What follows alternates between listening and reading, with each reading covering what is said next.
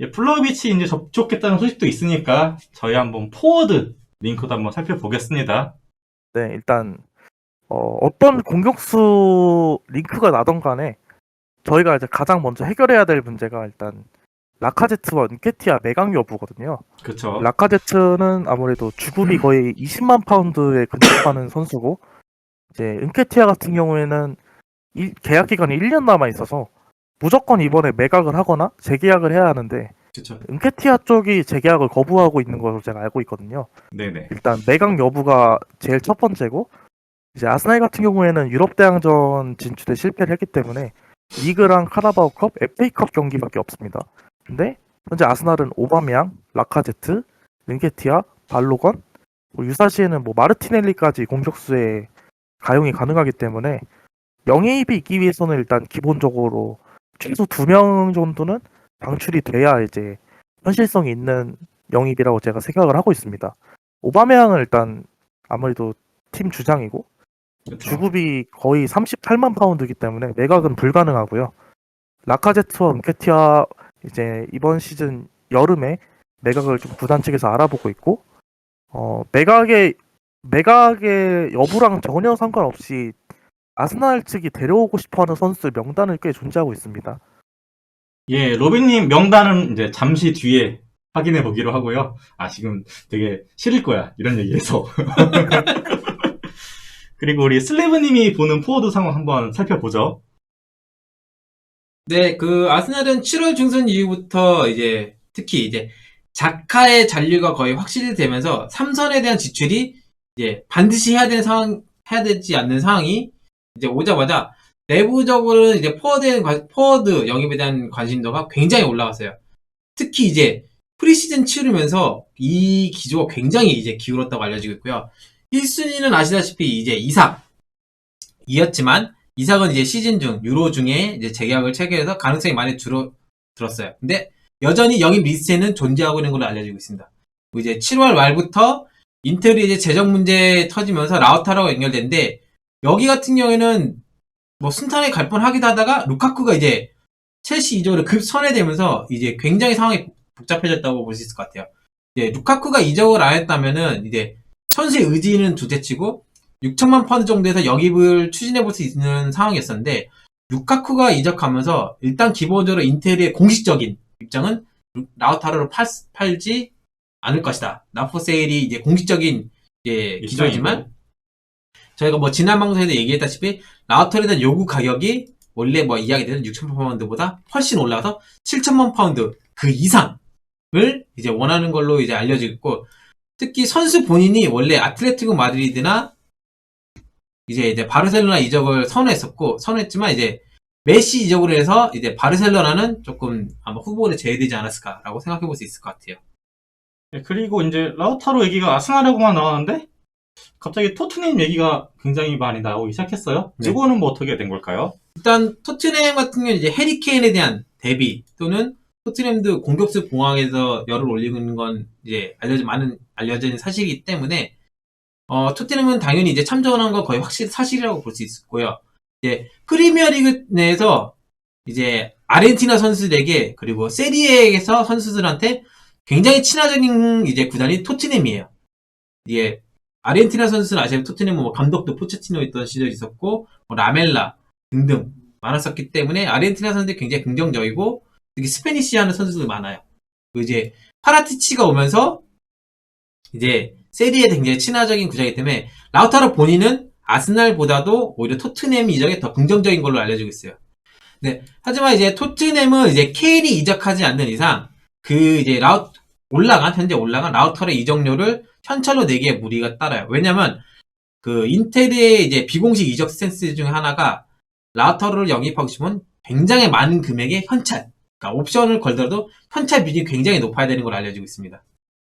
그리고 아스날 역시 라우타로 영입을 추진할 경우 굉장히 많은 이제 현금이 소모가 되기 때문에 라우타로의 올인을 아직 하진 않은 상태고 조금 대체 자원 역시 계속 리스트업에서 상황을 관찰 중이라고 볼 수 있을 것 같아요. 네, 그래서 타미 에브람 기사가 거의 일주일 동안 아마 아스날 관련된 포워드 중에서 이야기가 많이 나오고 있어요. 로빈님은 타미에 관한 뭐 이야기 들으신 것 좀 설명해 주실 수 있을까요? 일단 타미는 첼시가 루카쿠를 이제 데려오면서 인테르가 두반자 포타를 데려가고 뭐 아탈란타가 타미를 데려간다 약간 삼각편대 이적 얘기가 많았었는데 그쵸. 아무래도 아탈란타는 이제 주급 상한선이라는 게 존재하기 때문에 이제 타미가 희망하는 연봉을 지출할 수가 없어요. 일단 아탈란타에서 가장 팀에서 주급을 많이 받는 선수가 하프 고메즈, 이제 알레한드로 고메즈 선수인데 이 선수가 이제 타미 요구의 근처 정도를 수령하고 있고 나머지 뭐 프롤러 뭐 이런 선수들은 연봉이 굉장히 낮아요. 완전 적하죠. 그래서 아탈란타는 현실성이 많이 떨어지고요. 이제 AS 로마 같은 경우에는 이제 아탈란타보다는 연봉 상한선이 굉장히 높기 때문에 뭐 현재 에딘 제코가 인테르로 이적이 거의 확정이 됐고 대체자로 원래 링크 나오던 선수가 이제 저희는 잘 알고 있는 아즈문 선수와 이카르디가 이제 현재 대체 타겟인데 무리뉴가 부임하면서 이제 타미를 굉장히 희망하는 것으로 알고 있어요. 이제 뭐 무리뉴는 이제 뭐 타미 영입에 있어서 4천만 유로 이상도 지출하고 싶어 한다. 이런 이제 스탠스고요. 뭐 제가 이제 대본을 썼을 때만 해도 임대 플러스 완전 이적 옵션이었는데 이제 로마는 타미를 얼마나 희망하는지 그냥 4천만 유로 완전 이적 조항에 바이백까지 걸고 영입을 하고 싶어 한다 이런 얘기가 있더라고요. 타미는 이제 로마에 합류하게 된다면 세후 500만 유로 정도 연봉을 희망하고 있는데 이는 이제 로마 팀 내 최고 수준이고요. 이제 협상 결과는 제가 알기로는 이제 첼시가 슈퍼컵 경기가 끝나고 나서 그 이후에 아마 나올 것으로 제가 알고 있어요. 아스날은 이제 뭐 슬레브님이 말씀해주신 대로 이제 타미 영입에 있어서 로마와 경쟁을 해서 높은 금액을 지출하고 싶어하지 않고요. 현재는 임대 플러스 이제 선택 이적 옵션 정도만을 고려하고 있는 것으로 제가 알고 있습니다. 네. 제가 지금 하나 덧붙이면은 타미 이적에 지금 무리뉴가 굉장히 깊숙이 관여하고 있는데 왜 이제 무리뉴가 타미를 그렇게 이제 강력하게 원하냐면은 타미를 어떻게 보는 첼시의 지금까지 이제 주전 핵심 선수까지 해도 성인팀에 데뷔할 만큼 끌어당긴 선수가 바로 무리뉴예요. 무리뉴고 타미를 굉장히 잘 알고 있는 게 무리뉴다 보니까 무리뉴가 이 선수의 가치를 굉장히 높게 평가하고 자기가 잘 알고 있으니 키워볼 만하다. 이렇게 해서 굉장히 추진한 걸로 알고 있습니다. 예, 라우타로 이야기 한번 이어가 보도록 하겠습니다. 로빈님, 라우타로 이야기 좀 먼저 해주시죠. 일단 라우타로 마르티네즈 같은 경우에는 언론상으로는 아스날, 토트넘, AT 마드리드 이렇게 세 팀이 노리고 있는 것으로 알고 있어요. 근데 네네. 이제 AT 마드리드 같은 경우에는 제가 한 2주 전부터 얘기를 했던 것 같은데 이제 사울리게즈랑 트리피어 판매가 불가능할 경우에는 라우타로는 절대 영입할 수가 없고요. 재정적인 문제로 인해서 현재 라파비르 쪽으로 손해를 했고 이게 지금 딜이 거의 근접한 것으로 제가 알고 있어요. 그리고 아스날은 이제 라우타로 쪽에 현재는 금액 이제 이적료가 얼마 정도 드는지와 이제 이적 의사가 있는지 그 정도 문의 외에는 진지한 접근은 아니라고 제가 알고 있습니다. 토트넘 같은 경우에는 라우타로 영입에 매우 좀 진지하고요. 이게 왜 지금 언론에서 좀 크게 다뤄지냐면 해리케인 거치 여부랑은 전혀 상관없이 노리고 있는 선수예요. 근데 이제 토트넘 같은 경우에는 이번 시즌에 굉장히 활발한 이적 시장을 보내고 있긴 한데 크리스티안 로메로가 이제 임대 플러스 완전 이적 조항이고 이제 브라이언 힐 선수 같은 경우에는 이제 라멜라 플러스 2,500만 유로 정도이기 때문에 사실 큰 지출이 없는 현재 상황이라서 라우타로 딜을 진행만 할 수 있다면 토트넘이 더 제가 보기엔 가까운 것으로 알고 있어요. 다만 이제 인테르가 루카쿠 매각을 하면서 라우타로랑 바렐라 이제 뭐 플러스 슈크리니아르 정도까지는 절대 판매하지 않겠다는 이제 회의 결론이 나왔는데 이제 수닝 그룹은 어떤 선수라도 이제 선수 가치를 상회하는 오퍼가 온다면 매각을 진행하라 이런 요구를 지금 하고 있는 거고요. 수닝 그룹은 현재 이제 주주 형태의 그룹인데 중국 전무들이 이제 코로나 사태로 인해서 대주주 정도를 제외하고는 이제 중국 정부 쪽이 전부 주주를 이제 주식을 매입하고 있고 국유화가 진행이 되고 있어 이 그룹이. 그래서 인테르 구단을 뭐 이번 시즌은 넘어간다 해도 장기적으로 운영하는 것은 불가능한 상황입니다. 결국 넘겨야 돼요. 그래서 인테르 이제 수닝 그룹 뭐 스티븐 이쪽은 투자했던 금액을 전부 선수 매각으로 회수를 하고 팀을 아예 떠나고 싶어 하는데 이제 아무래도 세리에 리그 차원에서 이런 팬데믹은 좀 막지 않을까 저는 이런 생각을 하고 있습니다. 세리에 얘기 나온 김에 뭐 나머지 선수 한번 살펴보죠. 이제 블라우비치 얘기도 좀 많이 나오고 있어요.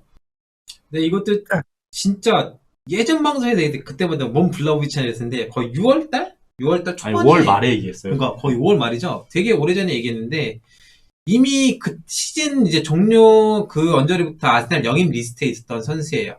그리고 이제 블라우비치는 이제 여러모로 좀 루카쿠 느낌이 어릴 때 루카쿠 느낌이 나는 선수인데 솔직히 지난 시즌 세리에서 보여준 모습은 미켈이 요구하는 포워드 스타일과 좀 다소 거리가 있어요.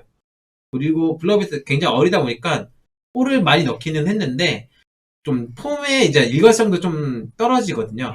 근데 그럼에도 불구하고 나이가 굉장히 어리기 때문에 긁어볼만 해요. 확실히 긁어볼만 하고 피렌체 역시 한 5천만 파운드면은 언제든지 판매 의사 있고 블라우비치도 일단 이제 피렌체를 떠나서 빅리그로 가는 거에 있어서 그렇게 이제 거부감이 없는 걸로 알려지고 있는데 역시 블라우비치는 현재 토트넘과 경쟁 중이라고 지금 알려고 있습니다. 그러면 이어서 일단 로비님께서 블라우비치 이제 추가로 말씀해 주시죠. 아, 네, 알겠습니다. 일단 뭐 저는 아스날 경기만큼 세리에 경기를 좀 많이 보는 사람인데요. 블라우비치는 일단 좀 극단적인 짝발이에요. 왼발 그쵸. 외에는 거의 사용을 못하는 약간 지루 스타일의 선수인데 일단 전체적인 육각형의 크기는 굉장히 좀 큰데 홀란드와 루카쿠보다는 작은 약간 그런 스타일의 선수고요. 물론 2000년생이기 때문에 앞으로 성장 가능성은 좀 높다고 평가를 하고 있습니다. 일단 190 정도의 좀 큰 키인데 굉장히 주력이 빨라요. 라인 브레이킹이랑 이제 슈팅이 오히려 장점인 약간 타겟형 스트라이커로 착각을 할 수 있지만 실제로는 오히려 라인 브레이킹이 좀 강점이 있죠. 장점인 선수. 약간 그렇게 평가를 할 수 있고요. 2000년생이고 이제 빅리그를 이제 풀로 첫 시즌을 치른 선수인데 경기를 보면 이제 가끔 진짜 오만정 패치랑 이제 막 슈팅이 막 하늘로 쏴지는 그런 기복이 있긴 한데 그런 걸 감안하더라도 일단 피오렌티나라는 이제 중위권 팀에서 리그 20골을 넘게 넣었다는 점. 일단 이 점은 개인적으로는 토리노 초창기 벨로티보다도 저는 높은 이제 실링을 갖고 있다고 생각을 합니다. 일단 뭐 피오렌티나랑 현재 계약이 2023년까지인데 구단은 재계약을 이제 강력하게 희망을 하고 있고 이제 바이아웃 조항이 달릴 거예요. 만약에 재계약을 한다 해도. 근데 아스날이나 뭐 타 클럽들이 이제 노린다는 기사에는 6천만 유로 정도의 오퍼가 온다면 피오렌티나도 매각할 의사가 있다. 이런 식으로 보고 있습니다. 일단 인테르랑 AT 마드리드가 원래 가장 먼저 블라우비치를 희망을 했지만 일단 아까 라우타로 얘기할 때도 말했지만 AT 마드리드는 금전적으로 불가능하고 인테르 역시 이제 루카쿠를 매각하더라도 일단 블라우비치 영입을 하기 위해서는 추가적인 매각이 더 있어야 할 가능성이 있고요. 그렇죠.